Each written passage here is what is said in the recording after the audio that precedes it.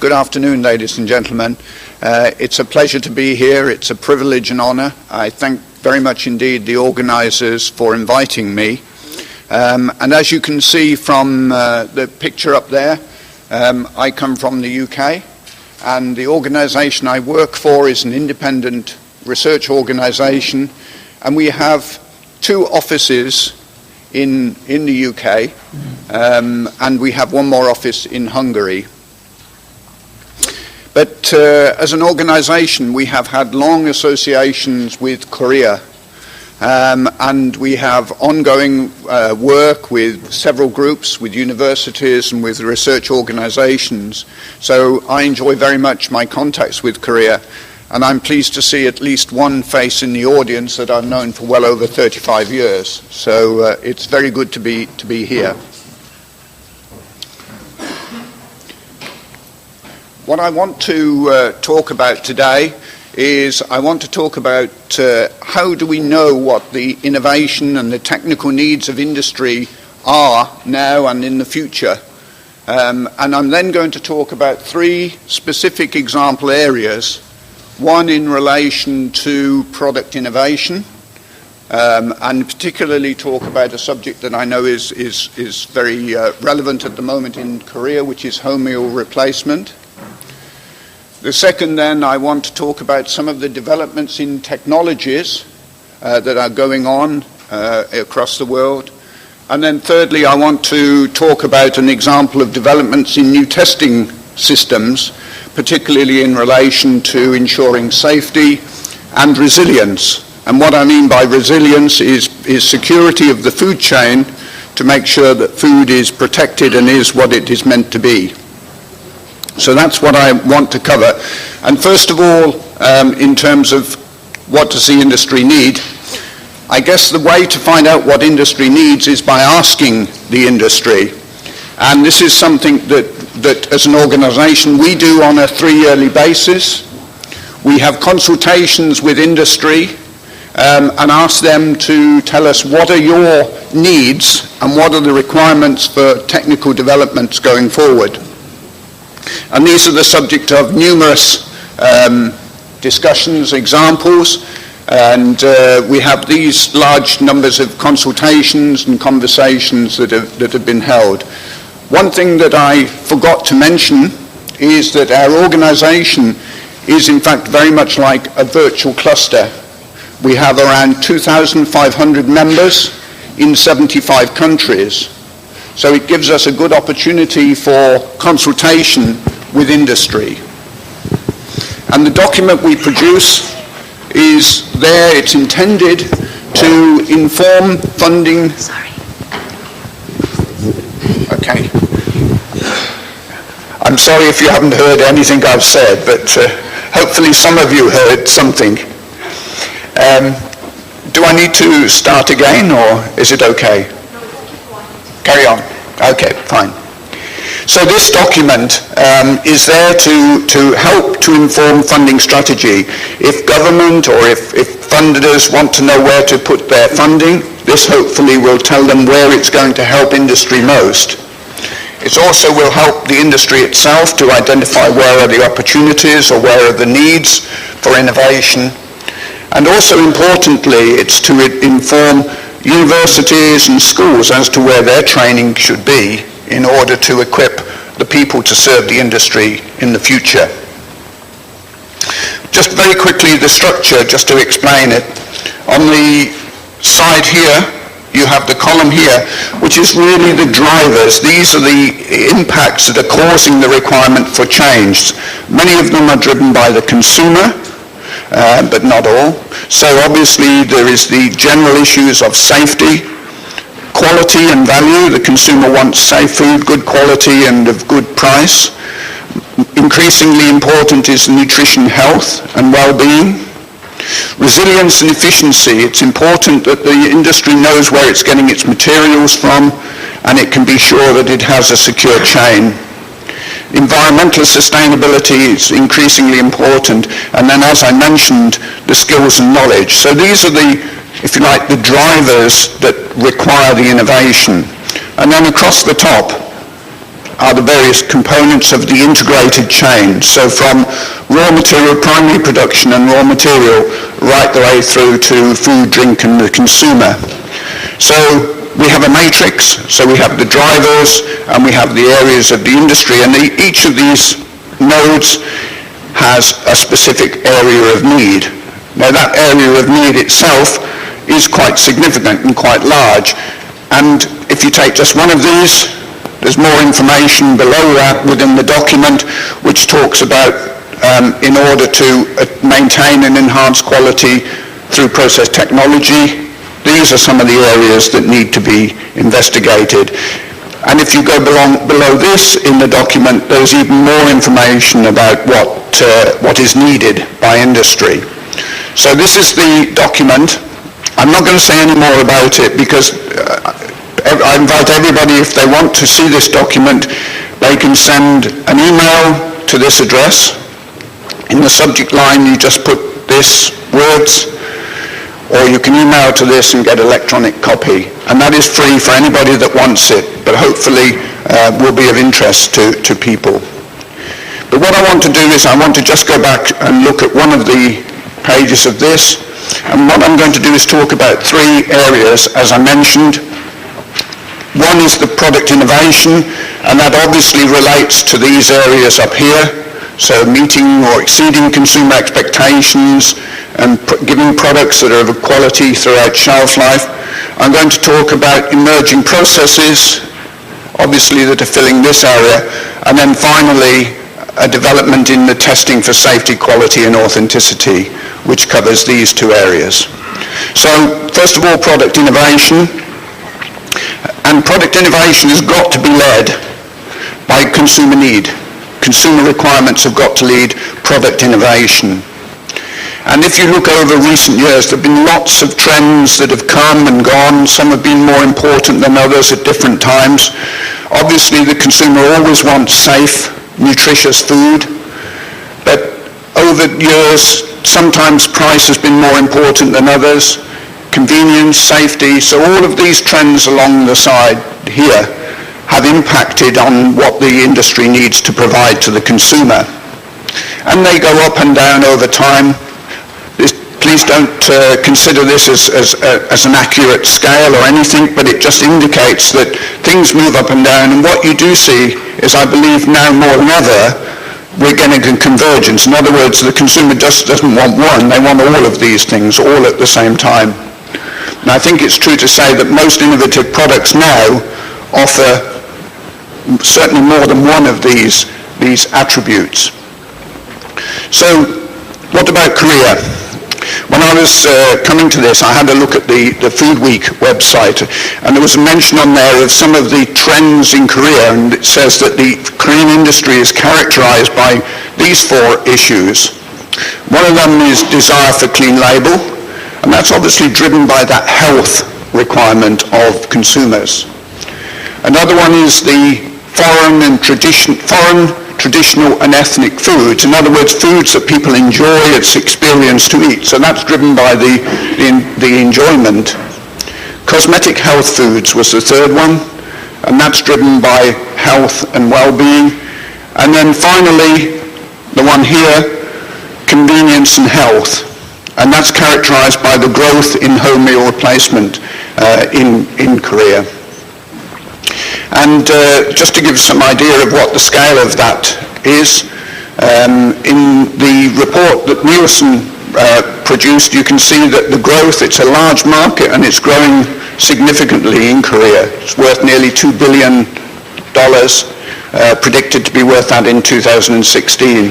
There was also this report, Macromale Embrane, and there the report indicated that in a survey, some 75% of people who responded to the survey were feeling either anxious about their economic position, but also felt that they were short of time. So you've got two drives here. One is that people haven't got the time to prepare conventional meals, and the other is actually they feel less inclined to eat out of home. So there's a couple of drivers there that I think have given rise to this growth. But home meal replacement actually as a term is one that we seldom hear in Europe, and in fact in the UK they're usually referred to as ready meals or sometimes TV dinners, because that's very often where people will eat them, sitting in front of the TV. But even that term I think can be misleading, because very often the ready meal isn't ready at all. It still has to be cooked and prepared to some extent. But you do get a range of formats of the ready meals, and I'll give you a few examples of some of those in a moment. But some of them are literally ready to eat, some are ready to prepare, and some are less so. The first ready meal really occurred back in the 1960s in the US, and it was a company called Swanson's, and they had a surplus of turkeys left over from a Thanksgiving celebration, and they really didn't know what to do with it, so they decided to put it together with other components and sell it in this format in a partition tray, and that was the start of the sort of ready meal approach. The first launch in the UK was a product that was known as Vesta, and it was a range of dehydrated meals, initially with things like curries and Chinese foods, and it was at a time when there were two things going on. One is that people were keen to try non-English foods, but the other thing was that people also saw it as very convenient, because you just added water, boiled it up, and then you had your meal. But I have to say, and from personal experience I can assure you, the quality was not very good, but people were willing to compromise on that for convenience. But the first good quality, shall I say, chilled ready meal in the UK was launched in the late 70s. And it was launched at a time when there was a change in the technology, and it was only really enabled by the fact that around 90% of households at that time had microwaves, so that was what enabled that development to take place. But ready meals fit into a continuum, if you like. As I say, some are more ready than others, and they come in this range from, if you like, starting with everything raw, so preparing a meal from scratch, preparing a meal from its raw materials at one end of the scale, right the way through to eating out of home, where you don't do any preparation and you don't even have to wash up after the meal. So home meal replacements obviously fit into here, both in terms of convenience, but also in terms of engagement, how much engagement the person has with the food. And at this end, of course, the traditional one, there's full engagement, whereas at this one, there's little engagement in the preparation. And it's in this slice in the middle that home meal replacement or ready meals fit. And even they have a range from ready to cook or eat through to ready to prepare. So just a few specific examples. Here are some of the products that are on the market in the UK at the moment. And these demonstrate a few of the consumer requirements. First of all, on this side, you can see these products are very high quality. They're gourmet dishes. They are dishes that people will enjoy and will be dished up, if you like, as restaurant quality meals in the home. But then there's another reason that people buy ready meals as well as the convenience aspect, and that is because people in the UK wouldn't know where to start making something like that. So it's a way of being adventurous and trying things that you probably otherwise wouldn't have been able to try. And then the third area, of course, down here is the product. I'm sorry the image isn't very good, but this is one that's prepared specifically with health and well-being in mind, so it's very carefully controlled composition in there. So various reasons over and above the convenience, whether it's, as I say, whether it's indulgence, whether it's adventure, or whether it's health, they all have that convenience element behind them as well. But there's an interesting innovation in the retail as well, and that is the ability to go in and effectively buy a meal where you go in and the retailers actually have almost a menu. So it's a little bit like eating in a restaurant, except you can go in and you can buy, with one transaction, you buy a main course, a side dish, a dessert, and a bottle of wine. And in the UK, they refer to it as dine-in for two for £10 with everything in there. And there's a little booklet here which has got all the main courses you can choose from and all the side dishes. So it's a little bit like a restaurant in the retail that you can then take home and prepare. But one of the newest developments is self-assembly meals. And effectively what you buy when you buy one of these is you buy a recipe booklet with some instructions, and you buy all of the ingredients already weighed out in the correct quantities. So you don't have to buy a large amount. If you're using an expensive herb or something, you buy just the amount you need for that meal. But what this does and what it caters for is people that still want to be able to say, I've cooked this meal, people that want to retain the engagement, but also want the convenience of having everything provided for them. So, if you like, that's the sort of latest development that we're seeing in home meal replacement. I want to now move on to some of the developments in the processing that I mentioned, in the process technologies. And new developments in processing technologies are obviously driven by several factors. First of all, there's the reduction of waste or greater utilization of raw materials, and there's reduction of energy cost. But there's also the opportunity through novel processes to enhance quality and also produce foods that have different or novel characteristics. And then finally, extending the shelf life, but all with that message of clean label, not wanting to put extra things in the food, so reducing the use of additives. First one I'm going to mention is pulsed electric field processing. This is a principle that was first introduced in 1967. It's a continuous pasteurization process, so it doesn't sterilize, it's a pasteurization process. And how it works is that you have a high voltage field, and that's applied through the product across two electrodes. It's actually, as the name suggests, it's pulsed, so you get lots of bursts of the electric field, and that induces a high potential difference across the membranes of the cells, and that punches little holes in the cell walls, and depending upon the level of treatment, they can be completely destroyed so that the cells leak and the organism dies. It's been shown to be very effective against vegetative bacteria, yeasts and molds, so the vegetative cells are killed off very quickly and you get sort of typically reductions of 10 to the 5 organisms. But it isn't effective against some of the spores and virus particles, so it is very much a pasteurization effect. But it's also got some restrictions. Obviously, because you're talking about a high voltage, it doesn't work where you've got large air bubbles or where you've got low electrical conductivity. And its use is really restricted to pumpable liquids or fluids without very large particles. So if the particles are more than about 5 millimeters, then you're going to not be able to put them through this process. But it's been very successfully used in the treatment of juices, milk, yogurt, soups, and liquid egg. And this diagram at the bottom here just shows that this is a blue-coloured drink, natural blue colour, and this is the conventional thermal process product where you've lost a lot of that colour.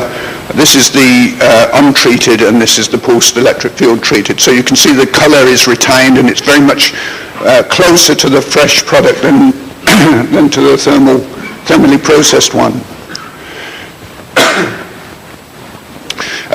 Developments, Hugestiger have introduced a large-scale system running about 8,000 litres per hour, and this was to extend their shelf life, and they've now got a product that retains the fresh characteristics, and now they have an 18-day shelf life on this product.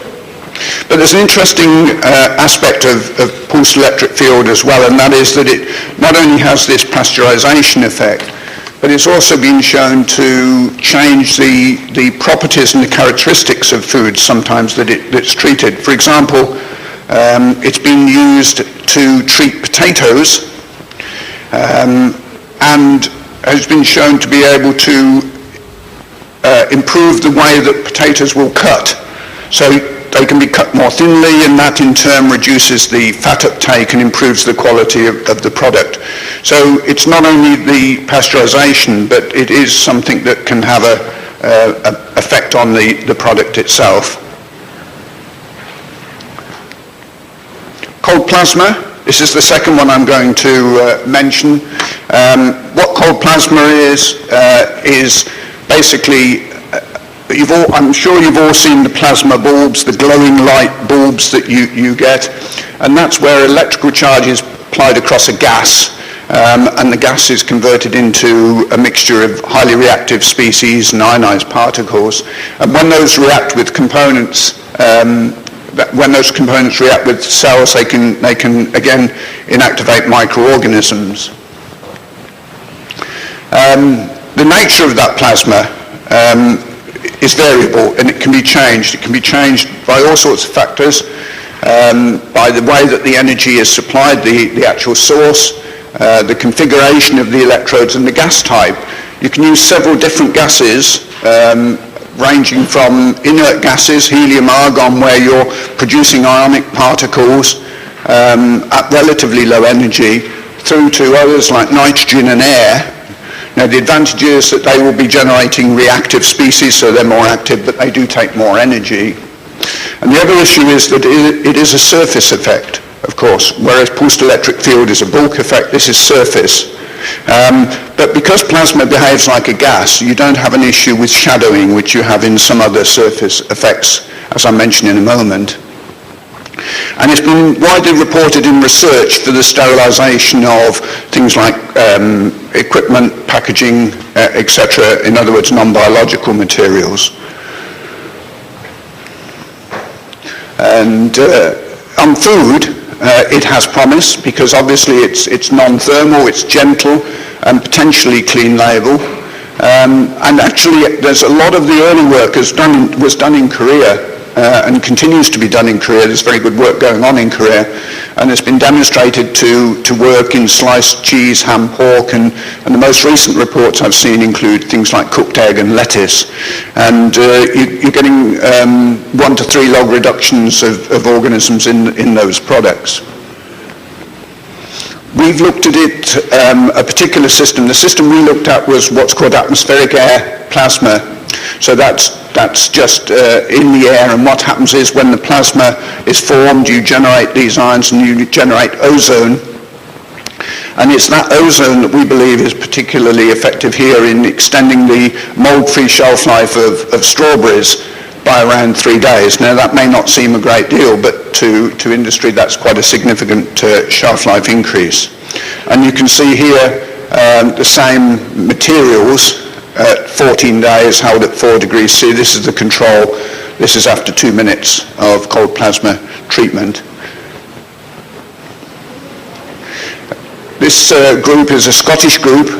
They've developed a system whereby the pack is sealed, and then they generate the plasma inside the packaging, so that there's a very precise amount of ozone generated within the packaging, and that acts as a sterilant or a pasteurizing agent for the product. And ongoing research, there's a funding scheme in the UK called Innovate, which is a government and industry funding, and at the moment we're looking at the use of cold plasma in the generation of ozone for entry into an extra hurdle in the process for packaging of salads and fruit and vegetables. The third one I want to mention is UVC, ultraviolet C. It's a range of the electromagnetic spectrum, that's widely been used in things like surface decontamination and treatment of air, various waters, etc. And it's in an area where it interacts very strongly with proteins, but particularly with RNA and DNA, and causes the nucleic acids to be fused, and that prevents the cell replication. So that's the mode of action in there. But again, because it's non-thermal, clean label, and as a dry process has opportunities there for use on food. The system we have has lamps at the top and the bottom, and the foods pass through the middle, so that's how it's exposed. But as you can imagine, and as you can see from that, if you've got lights top and bottom, you've still got a lot of shadowing, potentially shadow effects, that, in other words, areas of the product that aren't in contact with that UV radiation. So there are issues of shadowing. Typically you get 1 to 2 log reduction, so it's not a massive decrease, but bacteria and yeasts are particularly prone to treatment with this. Some of the molds, individual ones, are particularly stable, but there are ways of reducing the shadow effects that I mentioned. And one of the ways is by actually moving the product, making sure that it tumbles so that all the surfaces get exposed to the radiation. And the company in the States have introduced it where they're putting through, this is frozen cubed potatoes, and they're tumbling these. They did occasionally have problems with spikes in their coliforms, and this has got rid of that problem for them. There are other ways that it's used and applied. This is treatment of fresh washed salad. So it not only treats the surface, but it also dries it slightly as well. And then this is another interesting one, because this is actually treating a product within a water flume. So this is a water flow, and the product in it is actually being treated as it goes through. In this particular instance, not only is it being exposed to UV radiation, but this particular example also includes things like antioxidants and anti-browning, just to keep the product looking fresh. But I do think there are potential applications there in cleaning of vegetables prior to further use, particularly in water flume usage. The other interesting thing about UVC is not only does it interact with microorganisms, but it's been shown to have significant impacts on the chemistry of fresh produce, and it's been shown to actively increase some of the phenolic components, things like anthocyanins, flavonoids, etc. In grapes, it increases the stilbenes, and that obviously has the potential of changing and improving the quality of the product. And it's been applied now for the treatment of mushrooms after picking, just as they're packed. If you put them under UV lamp, then you elevate the level of vitamin D2. So quite significant chemical changes can be brought about with UVC, and some of them, I think particularly in this area of phenolics, will be very interested in the future for looking at modifications. Just a few of the advantages and disadvantages. You've got those in the slide, so I don't propose to go into those. The final process I want to just talk about, previously I've been talking about sterilization or pasteurization processes. This one is really just good straight washing. And the use of bubbles in water. We've been looking at it because we were interested in some of the developments of nanobubbles, which have came out of, I think originally came out of Japan, and what they found was that bubbles are different sizes they were using in the electronic industry, in plant nutrition, in fish production, etc. Depending upon the system that's used, there's lots of different formats by which bubbles in liquid can be produced, and these are stable bubbles, but they vary in terms of the size and the pressures and the volumes of bubbled water that you can generate through these effects. But what we found in our studies actually is that having bubbles in water does significantly improve the washing capabilities. But we were a little bit surprised, I think, to find that when we looked at 3 different sizes, we had large bubbles greater than 100 micron, with ultrafine bubbles less than 1 and fine in the middle there, that in all cases it was the large bubbles that gave the greatest enhancement of the cleaning efficiency. So there's probably very much a physical effect there. And what we found was, this was some work that we did on looking at the removal of Pseudomonas biofilms from stainless steel, so this is about cleaning of surfaces. And what we found here, this is the untreated, so this is the starting point. This is just water, conventional water wash. This is the wash with small bubbles, but you can see the large bubbles brought about another order of magnitude or a log reduction of the loading. And this is the amount of water. So in conventional washing, you're using sort of 24 litres per minute. Here, 8 litres a minute. So a reduction in water use as well as a greater efficiency of washing. And then this one down here, similar experiment. But here, this is the untreated one. This is the one with bubbles in. And this is a conventional high-pressure jet wash. So this is at 90 bar pressure. So just having bubbles in there at relatively low pressure is more effective than that very high pressure jet wash. We've also looked at it in pipe work and found similar effects, but we started to look at the removal of organisms, in particular Enterobacteriaceae, from fresh produce, and we were looking at watercress was the product we looked at. And we actually found here in the watercress, unwashed, standard, small, large bubbles, significant reduction in the numbers of Enterobacteriaceae. We didn't see such a large number in the TVC, which is interesting, but that's certainly seems to be a significant impact there. So as far as emerging processes are concerned, they potentially offer lots of opportunities to enhance safety and as I mentioned in a couple of cases, to actually modify the functionality of the products. But we do need further work to optimize them. The conditions need to be optimized and they need to be validated. And I do believe that in the future, combinations of treatments where you've got hurdle technologies may be the way forward. Just very quickly, I want to say a few words about the third area I mentioned, and that's the development of testing, and it's particularly in relation to chemical testing. And I think anybody that's involved in chemical testing will vouch for the fact it's hard enough even when we know what we're looking for. But the problem is, of course, very often we don't know what we're looking for at all. So some examples down here, Sudan dye and melamine that had been added into food for obviously illegal gain. But why would you think of looking for those as a routine analysis? Similarly, acrylamide, 3-monochloropropane diol, those were products that were found to be formed in foods quite normally. But again, why would you look for them unless you knew they were there?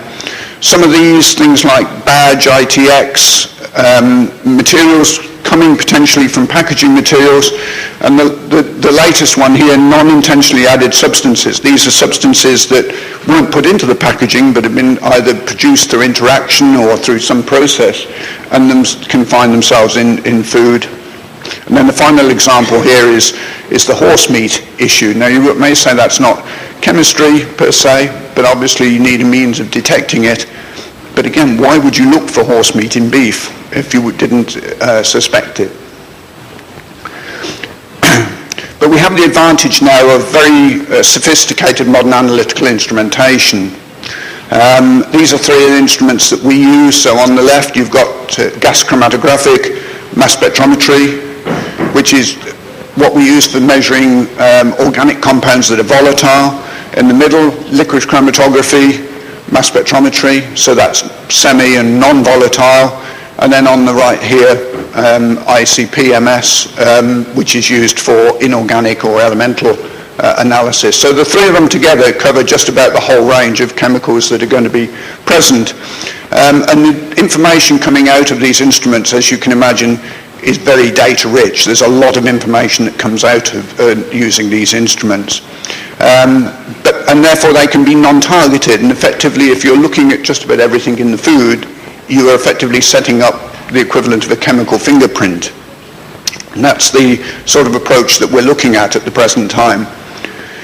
So these instruments produce highly accurate mass determinations, and that enables us to make very precise determinations of what the chemicals are. And the data that's generated can be used to discriminate between the samples on the basis of very complex chemical profiling. So if you've got two products and you want to compare the two, you can put the two side by side and have a look at what the differences in that chemical fingerprint are. And that can either be between a control sample and one that you suspect may be contaminated, or it could be between your normal production material and a new material to see whether or not it's different significantly to your normal range of production. Now this is the typical output of a chromatogram. You see lots of peaks there, but what we've got here is one of those peaks then analysed through the mass spec to get individual mass profiles. Now that's fine, because what you've got here are peaks, and those peaks aren't always set single peaks. Sometimes you get more than one compound within there that you can't see in the conventional chromatogram, but using this technique they're all separated out, so you've got complete deconvolution of the chromatogram. But obviously getting that much data, and we're talking about terabytes of data from a single run, needs a lot of analysis, and a lot of development now is around the software and the IT solutions to solve that. And this is the sort of process that it follows. So you get the information, and first of all you've got a clean-up process. You then have, filtering's not quite the right word, but that's the word that is used, but this is the process where you find what information is important to discriminate either between your control and your test, or between your normal material and your new material. So if you were comparing a control and a test and you found some peak differences, then you can identify what those are, and then what you can do is, if you need to, you can put that through in silico toxicology to see whether or not what you found is toxic or not.